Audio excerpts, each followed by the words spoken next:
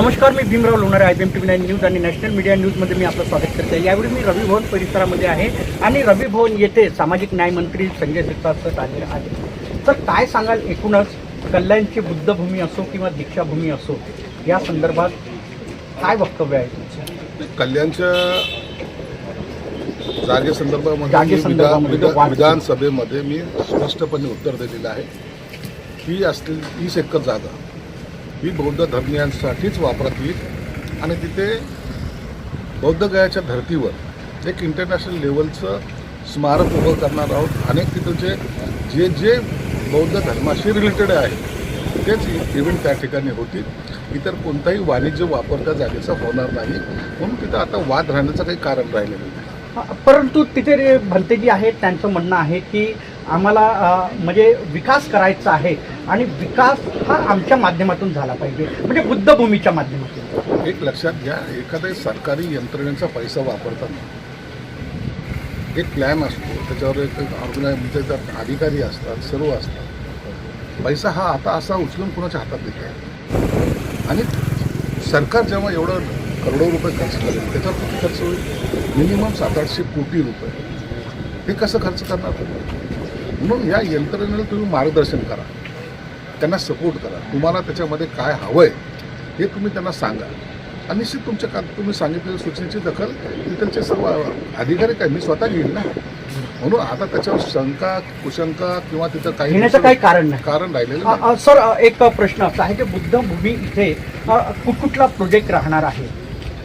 भरपूर प्रोजेक्ट त्या ठिकाणी येत आहेत। तिथं कॉलेज येत आहे, तिथं हॉस्पिटल्स आहेत, मुलांसाठी हॉस्टेल आहे, ज्ञान साधना केंद्र आहे आणि भरपूर असं मोठं वास्तू त्या ठिकाणी उभी राहते, जी वास्तू बौद्धांशी रिलेटेड सर्व घटनाचा त्या ठिकाणी आपल्याला पाहायला मिळते। म्हणून ह्या सगळ्या गोष्टी फक्त आणि फक्त पॉझिटिव्हली आपण घेतले पाहिजे, त्याच्यामध्ये कोणताही वाद नको।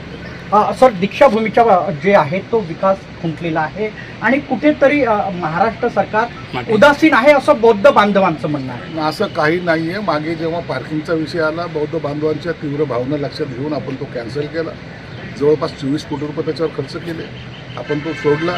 आता 200 कोटी रुपयाचा आपण टेंडर काढला आणि तिथे PMC आता अपॉइंट झालेली आहे। मी मागेही सांगितलं की सिंगापूर आणि दुबईच्या धर्तीवर एक लँडस्केपिंग तिथं चांगलं होईल। इतकं सुंदर ते स्थळ आपल्याला करायचं आहे की आपले जे काही बौद्ध बांधव येतात त्यांना तिथं कुठेही हिरवं चांगलं दिसत नाही, कुठेही झाडाची काही नाही, तिथं काही सुविधा नाहीत।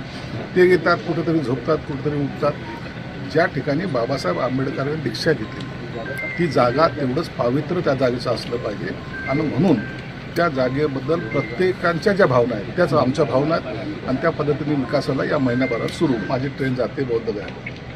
ज्या लोकांना आस्था आहे, ज्या लोकांना जायची इच्छा आहे परंतु काही कारणास्तव ते जाऊ शकत नसेल, तर आज समाजातले सर्व बांधव एकत्रित येऊन जवळपास 850 बांधव या ट्रेनमध्ये जातील। 6 दिवसाचा प्रवास राहील। त्यांच्या खाण्यापासून औषधापासून तिकडे राहण्याची, तिथं बसमध्ये फिरण्याची सर्व सुविधा आपण करतो। एकही रुपया शुल्क त्यांना लागत नाही। उलट आनंदामध्ये जावं आणि आनंदामध्ये यावं हीच आमची त्याच्यामागची। माझ्या एक शेवटचा प्रश्न सर, बुद्धभूमी आणि दीक्षाभूमी इथे याच्या विकासासंदर्भात बौद्ध बांधवांना तुम्ही काय आव्हान? दीक्षाभूमीचा सर्वात चांगला विकास आपण करतोय, सर्वांनी सहकार्य करा। बौद्धगयाला सुद्धा 10 एकर जागा घेण्यासाठी पुढच्या आठवड्यामध्ये मी बिहारला जातो। त्या मुख्यमंत्र्यांशी बोलून 10 एकर जागा त्या ठिकाणी सुद्धा घेतोय, जे बौद्ध बांधव तिथं जातात त्याच्या निवासासाठी। म्हणून आपला प्रगतीचा रथ आता जोरकसपणे चालू आहे। कृपया याला सहकार्य बुद्धभूमीसाठी, सगळं बुद्धभूमीसाठी सुद्धा आणि यासाठी सुद्धा। निश्चितच संजय शिरसाट सरांनी सांगितलेलं आहे की बौद्ध बांधवांनी जे आहे सहकार्य करायला हवं आणि बुद्धभूमी असो, दीक्षाभूमी असो किंवा बिहारमध्ये जे म्हणजे बौद्ध बांधव जातात त्यांच्या राहण्याची व्यवस्था सुद्धा ते आपल्या या निधीतून करणार आहेत। महाराष्ट्र सरकार कटिबद्ध आहे बुद्धभूमी आणि दीक्षाभूमीचा विकास करण्यासाठी। आपण बघत राहा IBM TV9 news, national media news. आमच्या चॅनलला लाईक करा, सबस्क्राईब करा, आयकॉन बेल बटन दाबण्यात विसरू नका। धन्यवाद, नमस्कार, जय भीम, नमो बुद्धाय।